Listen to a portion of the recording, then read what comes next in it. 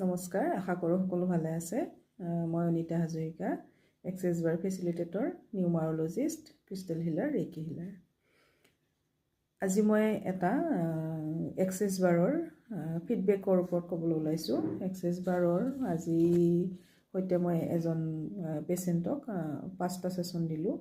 তেখেতৰ বেমাৰটো আছিলে ট্ৰাইজেমিনিয়েল নিউৰালজিয়া।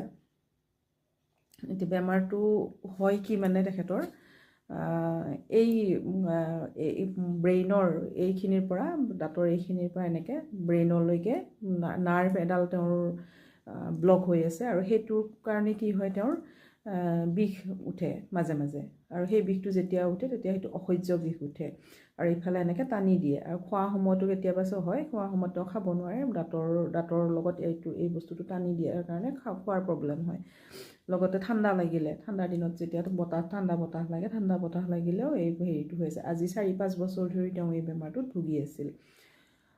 বহুত ট্ৰিটমেণ্ট কৰিছে, বাহিৰলৈ গৈও ট্ৰিটমেণ্ট কৰিছে, কিন্তু মেডিচিন লৈ থাকিব লাগে আৰু সেইটো মেডিচিন ল'বই লাগে তেওঁ, আৰু মেডিচিনৰ পৰা তেওঁ হাত সাৰিব পৰা নাছিলে। এইটো অপাৰেশ্যনৰো কোনো সেনেকুৱা হেৰি কোৱা নাছিলে ডক্টৰে, খালি এটাই কৈছে মেডিচিন লৈ থাকিব লাগিব। লাষ্ট এমাহৰ আগৰ পৰা মোৰ ওচৰত তেখেতে আহি আছে, প্ৰত্যেক সপ্তাহে আহি পেলাই এটাকৈ ছেশ্যন লৈছে এক্সেছ বাৰৰ। আৰু সেই ছেশ্যনটো দিয়াৰ পাছত আজি মই তেখেতক 5 নম্বৰটো ছেশ্যন দিলোঁ। দিয়াৰ পাছত তেখেতৰ পৰা মই সুধিছিলোঁ যে কেনেকুৱা ধৰণৰ ইম্প্ৰুভমেণ্ট। তেখেতে কৈছে 90% তেখেতৰ এই বস্তুটো যিটো প্ৰব্লেম তেওঁ পাই আছিলে সেই প্ৰব্লেমটো তেওঁ নোহোৱা হৈ গৈছে।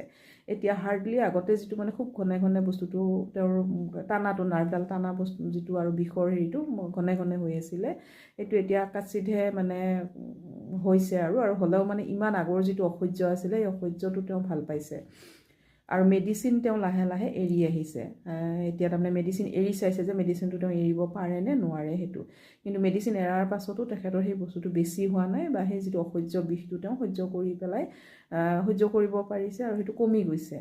গতিকে চাওকচোন এক্সেছ বাৰৰ পৰা আমি কিমান এটা সুন্দৰ ফিডবেক পাইছোঁ এনেকুৱা ধৰণৰ বেমাৰৰ ক্ষেত্ৰত, যিটো আমি মেডিচিন গোটেই হোল লাইফ ল'ব লাগিব বুলি কৈছিলে। আৰু আপোনালোকেতো জানেই নাৰ্ভৰ মেডিচিনৰ পৰা আমাৰ কেনেকুৱা ধৰণৰ ইছ্যুজ আহিব পাৰে।